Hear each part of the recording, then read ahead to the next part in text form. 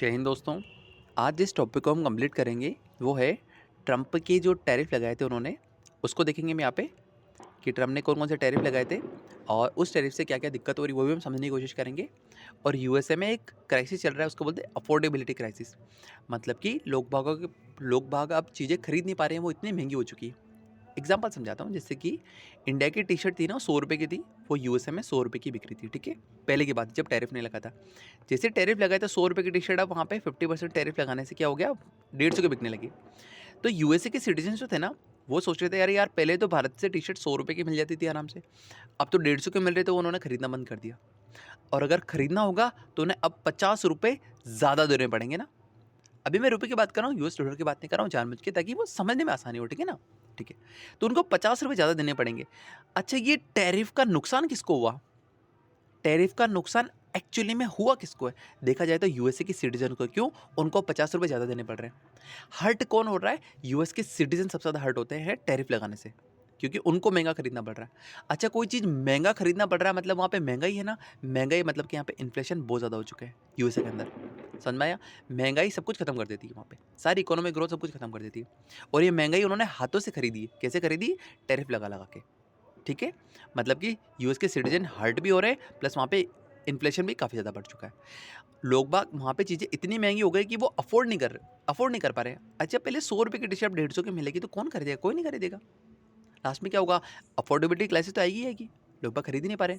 वहाँ पे हम इन्फ्लेशन देखेंगे, कंज्यूमर का कितना प्रेशर आ रहा है वो समझने की कोशिश करेंगे। कंज्यूमर प्रेशर मतलब कि पहले वो खरीद पा रहे थे, अब नहीं खरीद पा रहे हैं, तो और कौन कौन से फैक्टर है जिसकी वजह से वहाँ पे एक प्रेशर फील हो रहा है सभी को ही। ठीक है, हम डॉलर की वीकनेस देखेंगे और सबसे मेन चीज़ देखेंगे कि इंडिया जो आत्मनिर्भर बनने की कोशिश कर रहा है, ठीक है ना, उसको क्या क्या लेसन सीखने चाहिए इस ट्रम्प ने जो टैरिफ लगाया है उनकी वजह से। पॉलिसी का मकसद समझते हैं यहाँ पे। पॉलिसी कौन सी? ट्रम्प ने जो टैरिफ लगाया ना वो वाली। टैरिफ समझ में आता है ना? मैंने कहा मैं समझाता हूँ एक बार। जैसे कि इंडिया से टी शर्ट जा रही है बिकने के लिए यूएसए में। हम क्यों भेजते हैं यूएसए में? क्योंकि यूएसए है ना अच्छा मार्केट है, वहाँ सामान जल्दी बिक जाते हैं। ठीक है भाई, तो यहाँ से टी शर्ट गई तो पहले जैसे कि 100 रुपये में आराम से यूएसए में बिक रही थी। लेकिन अब क्या हुआ कि टैरिफ लगा दिया यूएसए गवर्नमेंट ने, कहा कि भाई बाहर से माल आएगा ना तो उसमें 50% हम उसकी रेट बढ़ा देंगे। जो पहले 100 रुपये की थी और उसमें 50 रुपये मिल करके 150 की टी शर्ट मिलेगी। तो देखो, यूएस का सिटीजन क्या सोचेगा, यार पहले सस्ता था अब महंगा हो गया, तो वो खरीदना बंद कर देगा। ये होता है। पहले तो टैरिफ समझ में आ गया। टैरिफ लगाने के पीछे क्या कारण था? भाई ट्रम्प साहब ने टैरिफ लगाए इंपोर्ट्स पे। क्यों? पहला रीज़न था कि मैन्युफैक्चरिंग वापस आए यूएस के अंदर। मतलब कि जैसे कि अगर ये 150 की टी शर्ट हो गई है, अगर ये 150 की टी शर्ट हो गई ना, तो सोच के देखो, जो यूएसए के सिटीजन है ना वो उस टी शर्ट को नहीं खरीदेंगे। वो कहेंगे यार कि टी शर्टें महंगी हो गई। लेकिन अगर कोई समझदार व्यक्ति है वो क्या सोचेगा, अरे यार कि ये अगर टी शर्टें महंगी हो गई है तो क्यों ना मैं ही एक फैक्ट्री खोल दूँ टी शर्ट की, ताकि मैं खुद ही यहाँ से बना बना के आराम से 100 रुपये में बेच पाऊंगा। समझ में आया नहीं आया?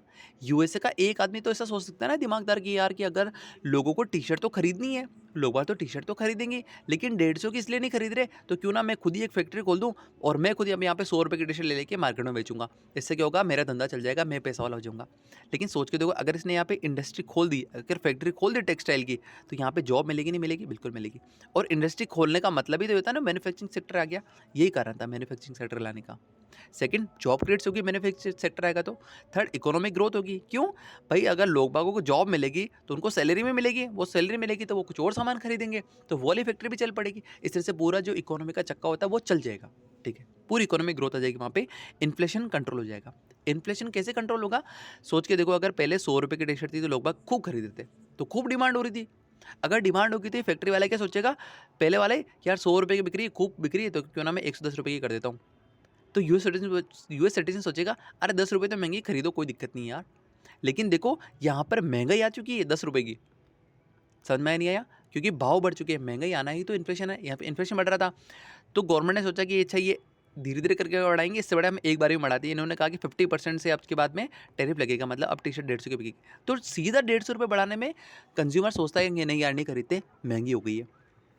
इसलिए वो इन्फ्लेशन को कंट्रोल में लाना चाहते थे। इन्फ्लेशन समझ में आया ना कैसे हो गया? यहाँ पे पहले आराम से बिक रही थी, तो फैक्ट्री ने कहा यार कि 100 की मत बेचो, 110 की बेचो, लोग बाग तो खरीद ही रहे हैं, तो 110 की बिकने लगी, मतलब कि यहाँ पे महंगाई आ गई।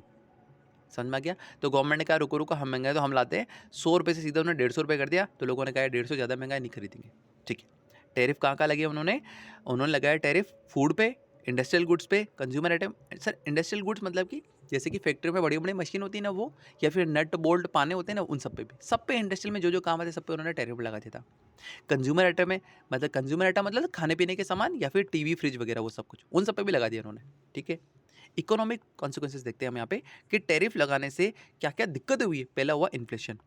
इन्फ्लेशन कैसे हुआ कि इंपोर्टेड गुड्स जो थे ना वो महंगे आए, पर टी शर्ट जो आ रही थी इंडिया से यूएसए में वो महंगी हो गई अब, तो कंज्यूमर को ज़्यादा पे करना पड़ रहा है। मैंने बताया कि 50 रुपीज़ जो एक्स्ट्रा देने पड़ रहे हैं ना, ये 50 रुपीज़, ये 50 रुपीज़ यूएस सिटीजन को ही देने पड़ रहे हैं। मतलब कि सबसे ज़्यादा हर्ट वो खुद ही हो रहा है। इस जैसे कि बनाना पे 7% की महंगाई आई थी, बीफ पे करीबन 15% महंगा हो चुका था, कॉफ़ी 19% महंगी हो चुकी थी। क्यों? क्योंकि उसने इन सब पे टैरिफ लगा दिया था, तो चीज़ें महंगी हो गई। देखा जाए तो ओवरऑल इन्फ्लेशन कितना हो गया वहाँ पे 3% हो गया। मतलब कि पहले जो इन्फ्लेशन घट रहा था धीरे धीरे, अब वहाँ पे इन्फ्लेशन अचानक से बढ़ गया क्योंकि साहब ने टैरिफ लगा दिया था। अनएम्प्लॉयमेंट काफ़ी बढ़ गई क्योंकि कॉस्ट बढ़ गया और सप्लाई चेन का पूरे का पूरा इश्यू हो गया। सोच के देखना, मैं एक और चीज़ बताता हूँ। एक होता है cotton yarn, YARN। Cotton yarn का मतलब होता है धागा। वो एक गिट्टी नहीं आती क्या, आपकी मम्मी वगैरह सिलाई करती होगी तो ये गिट्टी के धागा आता है ना, वो वाली गिट्टी। ठीक है ना, तो ये धागे भी इंडिया से बहुत बिकते थे यूएसए के अंदर, लेकिन यहाँ पे भी 50% का टैरिफ लगा दिया। सोच के देखो, यूएसए में जो फैक्ट्री थी वो क्या करती थी, वो इस धागे को यूज़ करती थी और टी शर्ट्स बनाती थी या फिर जीन्स वगैरह बनाती थी। अब अगर सोच के देखो 50% का टैरिफ लग गया है, तो 100 रुपये के पहले एक गिट्टी है, जिसको हमारे यहाँ गिट्टी बोलते हैं। आपके यहाँ क्या बोलते हैं मुझे नहीं पता, हमारे यहाँ गिट्टी बोलते हैं। पहले 100 रुपये की गिट्टी आ रही थी, अब 150 की आ रही है। तो सोच के देखो, ये जो फैक्ट्री वाला है उसको ये चीज़ महंगी पड़ी नहीं पड़ी? बिल्कुल महंगी पड़ी। तो ये क्या सोचेगा फैक्ट्री वाला कि रहने दो यार, मैं बाद में बनाऊंगा, अभी तो महंगे महंगे सामान आ रहे हैं, तो अभी मैं अपनी फैक्ट्री को थोड़े दिन के लिए बंद कर देता हूँ। ठीक है, तो अगर फैक्ट्री बंद हो जाएगा तो इसका बिजनेस स्लो होगा ही नहीं होगा? बिल्कुल होगा। यही चीज़ हुआ, कॉस्ट बढ़ गई इंपॉर्टेंट आइटम की, तो हमारे सब उनके वहाँ पे उन यूएसए का सप्लाई चेन पूरा बिगड़ गया, रॉ मटेरियल सब कुछ बिगड़ गया वहाँ पे। तो बिजनेस की ग्रोथ बिल्कुल धीरे हो गई। इस और क्या हुआ, जैसे ही बिजनेस को बंद करे गए तो यहाँ पे जो भी काम करे थे उनको क्या, भाई घर जाओ भैया, दुकान तो बंद हो गई, फैक्ट्री तो बंद हो गई, आप यहाँ क्या करोगे, आप घर जाओ। तो वहाँ पे अनएम्प्लॉयड स्लाइटली बढ़ी भी, 4.3% के आसपास हो चुकी है। जीडीपी की ग्रोथ क्या है, हमें कोई मतलब नहीं यूएसए की जीडीपी से, हमें सिर्फ और सिर्फ यहाँ पे कॉन्सिक्वेंसेस सीखने हैं। कंज्यूमर सेंटिमेंट्स देखते हैं वहाँ पे कि लोग बाग क्या सोच रहे हैं। वहाँ पे के शिफ्ट का इफेक्ट आ रहा है। के शिफ्ट का मतलब होता है, ये देखो, जो अमीर थे ना वो और अमीर हो गए, और जो गरीब थे, जो यहाँ पे नॉर्मल लेवल था, जो गरीब थे वो और गरीब हो गए। कैसे? क्योंकि रिच जो पर्सन थे उनको बेनिफिट हुआ स्टॉक से। भाई वहाँ का शेयर मार्केट बड़ा अच्छा चल रहा है, तो जो शेयर मार्केट को समझता अमीर आदमी की, वो तो और अमीर हो गया।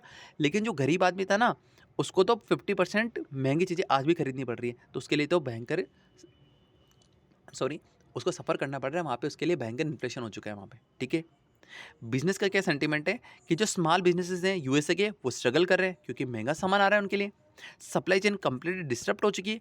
अब वो इंडिया से ना मंगा करके उनको अब नई जगह संभालने, वियतनाम, थाईलैंड, वहाँ से संभालने पड़ रहे हैं। नए के नए पूरे के पूरे उनको सप्लाई वगैरह करने पड़ रहे हैं, नए वेंडर संभालने पड़ रहे हैं कि हमें शुरुआत से माल इकट्ठा करना पड़ेगा। वो चीज़ तो पूरा मतलब पूरा का पूरा सप्लाई चेन वो डिस्टर्ब हो चुका है यूएस के अंदर भी। और यूएस का चैम्बर ऑफ कॉमर्स है ना, वो क्या कह रहा है कि कांग्रेस को मिलनी चाहिए थी ये, कांग्रेस के पास वापस ये टैरिफ की पावर दो। देखो, कांग्रेस मतलब जैसे भारत में बीजेपी कांग्रेस, तो वैसा कांग्रेस नहीं होता है। मैं समझाता हूँ। इंडिया में पार्लियामेंट है, पार्लियामेंट में लोकसभा है, राज्यसभा है, प्लस प्रेसिडेंट है। हमारे यहाँ पे पार्लियामेंट में प्रेसिडेंट आती है। तो सर यूएसए में क्या सिस्टम, यूएसए में कांग्रेस होती है जिसके अंदर लोअर हाउस होता है और अपर हाउस होता है, और कांग्रेस के साथ में प्रेसिडेंट होता है। क्या मेरी बात समझ में आ गई नहीं आई? यहाँ पे पार्लियामेंट के अंदर प्रेसिडेंट है, वहाँ पे कांग्रेस के अंदर प्रेसिडेंट होता ही नहीं है, कांग्रेस के साथ प्रेसिडेंट बैठता है। मेरी बात समझ में आ गई? आ गई। तो ये कह रहा है, ये टॉपिक क्या आ रहा है कि यूएस चैम्बर ऑफ कॉमर्स क्या कह रहा है, एक तरह से वहाँ पे जैसे यहाँ पे इंडियन कॉमर्स होता है ना, एक डिपार्टमेंट होता है इंडियन कॉमर्स करके, मेरे को एक्जैक्टली याद नहीं आ रहा है, शायद आईसीसी वगैरह होता है, वैसे वहाँ पे यूएस चैम्बर ऑफ कॉमर्स भी होता है। वो ये कह रहा है कि ये जो टैरिफ की पावर है ना, जो भी प्रेसिडेंट के पास है, वो उनको उठा करके कांग्रेस को दो, वहाँ की लोअर हाउस और अपर हाउस को दो, ताकि जा करके, ताकि ये बेतुके से टैरिफ लगाना बंद करे प्रेसिडेंट साहब। ठीक है, डिप्लोमेटिक फेलआउट हो चुका है, मतलब कि एलआई से यूएसए के, जैसे कि कनाडा वगैरह, ये बहुत ज़्यादा इफेक्ट हुआ है क्योंकि उसने कनाडा पे भी टैरिफ लगा दिया है। ग्लोबल जो ट्रेड है वो पूरा का पूरा टेंशन में आ चुका है यहाँ पे। डॉलर पे इम्पैक्ट देखें तो डॉलर काफ़ी वीक हो गया है। यूरो को कंपैरिजन में करें, येन के, युआन के, पाउंड के, या फिर कैनेडियन डॉलर की बात करूँ, तो हर जगह से डॉलर जो है, यूएस डॉलर, वो काफ़ी वीक हो रहा है। और अगर इन्होंने और जो टैरिफ को अगर ओवर यूज़ किया, मतलब कि जगह जगह टैरिफ हर जगह टैरिफ लगा दी ना, तो दुनिया क्या करेगी, वो डॉलर को इस्तेमाल करना ही बंद कर देगी। मतलब कि लॉन्ग टर्म में डॉलर की क्रेडिबिलिटी काफ़ी वीक हो जाएगी। ठीक है। और एक वर्ड भी आया ना, डी डॉलराइजेशन, मतलब कि लोग बाग अब जैसे कि इंडिया वगैरह क्या करें, इंडिया चाइना और रशिया वगैरह, ये अब डॉलर में ट्रेड करते नहीं है, कहते कि हमने करेंसी में करो, कोई दिक्कत वाली बात नहीं, मतलब कि डॉलर की। और इस तरह से, और इन्होंने क्यों स्टार्ट किया है डी डॉलराइजेशन, क्योंकि ये ट्रम्प ने टैरिफ लगाना स्टार्ट किया था, ये बेवकूफ़ी की, तब जाके उन्होंने डी डॉलराइजेशन कर दिया, डॉलर को इस्तेमाल करने बंद कर दिया। तो इससे डॉलर की क्रेडिबिलिटी काफ़ी लो हो रही है यहाँ पे। पॉलिटिकल फॉलोआउट कहता है हमें नहीं पड़ेंगे, हमें कोई लेने देना नहीं इससे, बस ये इंपॉर्टेंट है कि वहाँ पे एक लीगल चैलेंज शुरू हुआ है कि सुप्रीम कोर्ट में लोगों ने केस कर दिया कि इस टैरिफ को लेकर के, और सुप्रीम कोर्ट ने क्या कहा है अभी कि ये टैरिफ की लीगलिटी को रिव्यू कर रहा है, जिसमें कि इनिशियल रूलिंग आई है अगेंस्ट ट्रंप, मतलब कि ट्रंप ने जो ये मनचाहा टैरिफ लगाया ना, इससे जो यूएसए के सिटीजन्स है उनके लिए महंगाई आ चुकी है। तो इसलिए सुप्रीम कोर्ट कह रही है कि इस तरह से आप हम मन चाहे टैरिफ वगैरह नहीं लगा सकते हो, आपको रीजनिंग देनी पड़ेगी, ठीक है। पॉलिसी यू टर्न क्या है, हमें कोई लेने देना नहीं, उन्होंने यू टर्न लिया नहीं लिया, हमारे से कोई लेने देना नहीं, हमें देखना है लेसन्स वगैरह कि हमें क्या सीखने को मिलेगी, कि जो टैरिफ होते हैं ना वो नॉट फ्री लंच, मतलब कि एक तरह का फ्री लंच नहीं कि हमने टैरिफ लगा दिया और आपके घरों में धमाधम पैसा आ गए, ऐसा नहीं होगा। आपको टैरिफ लगाने से तो प्राइसेस बढ़ जाएंगे, आपके यूएस के सिटीजन्स वगैरह को दिक्कत हो जाएगी। आप ये मत समझो कि फ्री लंच है कि आपने टैरिफ लगा दिया और दुनिया का पैसा आपकी तरफ आ जाएगा, ऐसा कुछ नहीं होने वाला है। सिर्फ और सिर्फ प्राइसेस बढ़ जाएंगे, आपकी सिटीजन से हर्ट होंगे, वहाँ पे कंज्यूमर हर्ट होगा, वहाँ पे ट्रेड सारा डिस्टर्ब हो जाएगा। अगर इंडिया आत्मनिर्भर बनता है तो उसको इस तरह की टैरिफ वगैरह नहीं लगाने कभी भी, कि वो सोचे ना कि मैं टैरिफ लगा देता हूँ ताकि विदेशी माल हमारे यहाँ पे आके नहीं बिकेगा और हमारी इंडस्ट्री ग्रो करेगी। ऐसे करने से देख लो यूएसए में क्या हो गया, यूएसए में प्राइसेस बढ़ गए और कंज्यूमर सबसे ज़्यादा दुख पा रहे हैं। तो इंडिया को आत्मनिर्भर बनना है, मतलब कि इंपोर्ट कम करना है, तो इंपोर्ट कम करने का तरीका ये नहीं होना चाहिए कि हम टैरिफ लगा दें जगह जगह पे। ऐसे करोगे तो दिक्कत आ जाएगी, जैसे यूएसए में हो रही। इसलिए मैंने ये पूरा पढ़ा है, लेसन ये है। सेकंड क्या होगा, पॉलिसी क्रेडिबिलिटी मैटर करती है, मतलब कि अगर आपने बहुत यूज़ कर दिया, बहुत ज़्यादा टैरिफ लगा दिया, तो आपकी करेंसी काफ़ी वीक हो जाएगी, लोग बाग आपकी करेंसी को इस्तेमाल करने छोड़ देंगे, इंटरेस्ट लेना छोड़ देंगे, ग्लोबल बैकलैश मिलेगा आपको। सही बात है, पूरी दुनिया आज के टाइम पे ट्रंप यूएसए पे जो पहले डर था यूएसए का वो सारा का सारा खत्म हो रहा है, और उल्टा नए नए आर्टिकल्स आ रहे हैं उनके खिलाफ में, वोटर डिससेटिस्फेक्शन होता है। सही बात है, जहाँ पे पहले एक चीज़ थी मागा बोलते हैं, मतलब कि make America great again, Trump ने कहा कि हमें अमेरिका को वापस ग्रेट बनाना है। तो ये जो सपोर्टर थे ना मागा वाले, जो मागा की कैप पहनते थे, आपको याद हो तो लाल कलर की, वो सब कहते हैं कि भाई कि तूने मागा मागा कर करके हमारे लिए वो दिक्कत पैदा कर दी है। कैसे पैदा कर दी, क्योंकि वो टैरिफ लगा करके टैरिफ लगा करके चीज़ें बहुत महंगी हो चुकी वहाँ पे। तो ये जो मागा के supporters, I am really sorry, मेरे को थोड़ा कंट्रोल करना चाहिए, क्योंकि एक्चुअली मागा को मैंने एन से पढ़ लिया था, तो ये सेम रह गया था, वो एम को एन हो गया था। चलो ठीक है। और थर्ड क्या होना चाहिए, अगर हमें लेसन क्या सीखना है कि हमें हर एक सेक्टर पे टैरिफ नहीं लगाना है।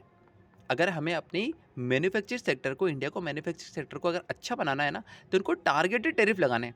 जैसे कि अगर ये हर जगह पे, मतलब हर सेक्टर पे टैरिफ ना लगाए, भाई टेक्सटाइल पे टैरिफ लगा दो आप, ताकि विदेशी अगर जो टेक्सटाइल वगैरह इंडिया में आकर बिकता है वो बिकना आके बंद हो जाएगा। इससे क्या होगा, हमारे यहाँ पे टेक्सटाइल इंडस्ट्री बूम करेगी। आप हर जगह टैरिफ लगा दोगे ना तो लोगों को हर चीज़ महंगी हो जाएगी, वो नहीं करना है आपको। एक एक सेक्टर पे लगाओ, ताकि वहाँ की इंडस्ट्री, जैसे ही टेक्सटाइल की इंडस्ट्री वापस ग्रो कर जाए, इंडिया में टेक्सटाइल बहुत स्ट्रॉन्ग हो जाएगा, फिर यहाँ पे टैरिफ हटा लो आप, फिर आप फार्मा में टैरिफ लगा दो, जैसे ही फार्मा की स्ट्रॉन्ग हो जाए फिर आप एरोस्पेस में लगा दो। ऐसे टारगेटेड हमें टैरिफ लगाना है, ब्लैंकेट टैरिफ नहीं लगाना। ब्लैंकेट मतलब कि हर जगह टैरिफ नहीं लगाना, टारगेटेड टैरिफ लगाना है, ठीक है। तभी जाके हमारे यहाँ पे भी इंडस्ट्री बन पाएगी। डिस्कशन पॉइंट्स क्या है कि ये जस्टिफाइड है क्या, ट्रम्प ने जो टैरिफ लगाया उसके प्रो और कौन देख लेते हैं फटाफट। प्रो क्या है कि हाँ, इससे डोमेस्टिक इंडस्ट्री काफ़ी सेव होती है। सही बात है, जैसे कि इंडिया में अगर विदेशी माल बिक रहा है और वो सस्ता बिक रहा है, जैसे कि चाइना का माल सस्ता बिक रहा है, तो हम इस पर टैरिफ लगा सकते हैं 100, जैसे कि हमने 90% का टैरिफ लगा दिया। जो पहले चाइना से 100 रुपये की वो दीपावली वाली जो लाइटें आ रही थी, अब वो कितने की आएगी, 190 रुपये की आएगी, ठीक है। तो महंगी होगी तो लोग उसको खरीदेंगे नहीं। अगर लेकिन लोगों को तो दीपावली पे वो लड़ियाँ लगानी ना, तो कोई ना कोई तो इंडियन ऐसा होगा ना यार, वो सोचेगा नहीं यार कि अगर चाइना का माल महंगा हो गया तो क्यों ना मैं ही एक फैक्ट्री खोल दूँ।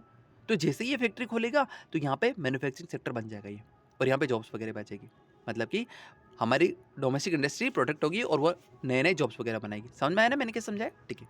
कौन सा क्या होगा, बुरी चीज़ क्या है, कंज्यूमर कॉस्ट बढ़ जाती है। सही बात है, वहाँ पे अफोर्डेबिलिटी क्राइसिस आ रहा है, लोग खरीद ही नहीं पा रहे सामान, हमारी जो ग्रोथ है वो काफ़ी स्लो हो जाएगी और ग्लोबल टाइज काफ़ी वीक हो जाएंगे। सही बात है, आज के टाइम पे ट्रम्प को, जो पहले यूएसए का डर था, ट्रम्प का डर था, वो सब कुछ खत्म हो चुका है आज के टाइम पे। तो इंडिया के लिए क्या लेसन है कि आत्मनिर्भर तो हमें फोकस करना है, लेकिन स्ट्रेटेजिक और सेलेक्टिव मेजर्स लेने हैं, मतलब कि ब्लैंकेट टैरिफ नहीं लगाना, हर जगह टैरिफ नहीं लगाना हमें, हमें यहाँ पे किस तरह से टैरिफ लगाना है, टारगेटेड टैरिफ लगाना है।